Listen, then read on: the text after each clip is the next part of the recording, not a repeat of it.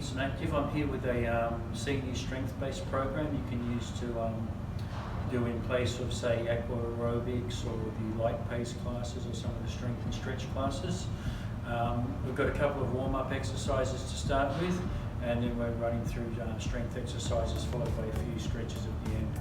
So the first two are warm-up exercises. The idea with these will be to do them for about a minute of each. And the first one is a heel-to-toe walk. So from here we're aiming to walk slowly and deliberately, heel-to-toe, heel-to-toe, like that.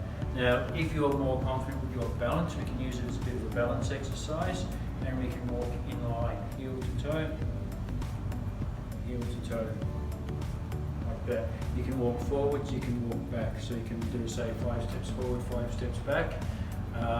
Backwards does require more confidence and more balance, but you can use that as an option. The second one is a reach and rotation. So we're standing with our feet hip width apart, hands up front.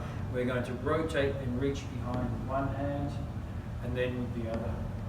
So we cross through the middle and we reach and rotate and continue that for your minute. We're going now into our strength exercises. Each of these we'll do for sets of 10 exercises and do 2 or 3 sets of each with about a 1 minute rest between your sets. The first one is a broomstick lunge or squat. The broomstick here is to help you balance, but not something that you can actually lean on and rely on. So for a lunge, we're holding that out front, we're putting one leg back, and we just hold onto the broomstick. Make sure we've got a good long stance so we can drop that back knee towards the ground and push back up. How far you drop that knee down depends on your own confidence, your own strength, or any injuries you may have. So if half or quarter movement like this is enough for you, do that. If you're confident, you can go all the way down, almost touch the ground and come back up. You can even do it without holding the broomstick. Same with a squat. So we do our squatting action from here, hips drop back into a squat, and we can use the broomstick for a bit of balance and support if you need it, or you could do it without the broomstick. Make sure you're not leaning on it and holding all your weight on it if you do this. Next one is a deadlift from the bench. I'm going to use a chair to demonstrate. You want something that's not up above hip height and something that's below where your hands naturally hang. So I'm using a dumbbell to do this, okay, and what I'm doing is I'm merely just lowering it down to the chair. See, my hips are going back, and I push the hips forward and come back up. Push the hips back and keeping the legs nice and straight, and I push the hips forward to come back up. You can hold onto a ball or anything that's got a bit of weight in it around the house to use it as a weight. Alright, we turn the chair around now and we're going to do a calf raise to toe raise. So you can do this up against a wall or anything you can hold onto for balance. And from here, I'm standing up as high as I can on my toes, bring the heels back to the floor, lift the toes up off the ground. Stand up as high as I can on the toes, heels to floor, lift the toes up. I don't want to do this as I lift the toes. I want to keep the hips forward, I want to keep the core in nice and tight, just to squeeze the belly, lift the toes from there. So I'm minimizing that hip movement forward and back. You can use the chair as a prop this time as well, and you can use a chair or a bench at home to do a one-armed row. Now if you don't have a dumbbell, you can use a tin of fruits or anything you can hold in one hand. From here I'm going to stand just beside the bench or the chair.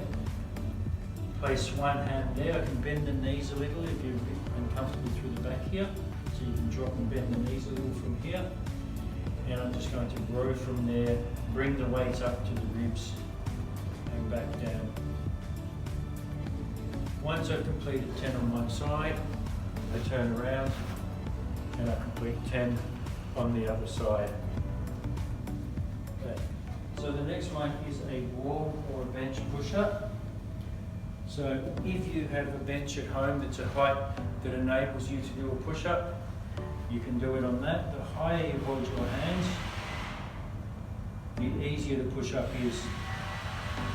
If that's too much for you to do, you hold your hands out against the wall and you lean into push up from there. So I will use this here as an example.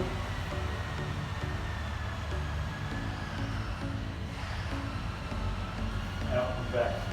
So chest to wall, push back. Finally, a shoulder press. So you can use a weighted ball, a non-weighted ball, a dumbbell, again a tin of fruit or whatever. But we're going to do this with a single weight hold. So rather than having the hands out to the side, the elbows will be in front, holding either end or either side of what you're pressing overhead. Press up overhead and back down. Watch that you don't lean back like this. You want to stay nice and upright, and if you get to a certain point you start to lean back, that's as far as you go. If you have problems with your shoulders, any pinching or anything like that within your shoulders, just bring the elbows up to shoulder height and bring those back down. And finally finish up with the stretching. So 3 stretches, hold for about 20 or 30 seconds each. The first is a chest stretch. We're going to take the hands in behind the back, like so. Fingers interlocked and lift them away from the body. If you can't do that, just hold the hands to the side and pull back. For our back stretch, we interlock the fingers at the front. If you can, turn the palms out. If you can't, just keep the palms facing in and push forward and hold. And then a 3-way neck stretch. So I'm going to put one hand in behind my back to hold that shoulder down. Take the other hand over the head, pull it to the side. This is the first of 3. After 20 seconds, I hold it there, I let the chin drop. This is the second of 3, you'll feel it a bit higher up in the neck. And after about 20 seconds of that, lift the chin again. And I'm going to rotate my head towards that set shoulder, so I'm looking up over that free shoulder.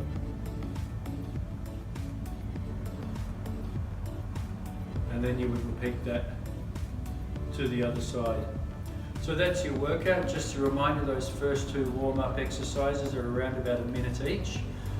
The ones through the middle, the strength exercises, those are 2 or maybe 3 sets of 10 of each, with about a 1-minute rest between the sets. And the final 3 of those stretches, they're about 20 or 30 seconds each. That's your workout done. It should take a good, maybe half hour or so if you follow that whole sequence through. Maybe a bit longer if you're really taking notice of those rest periods.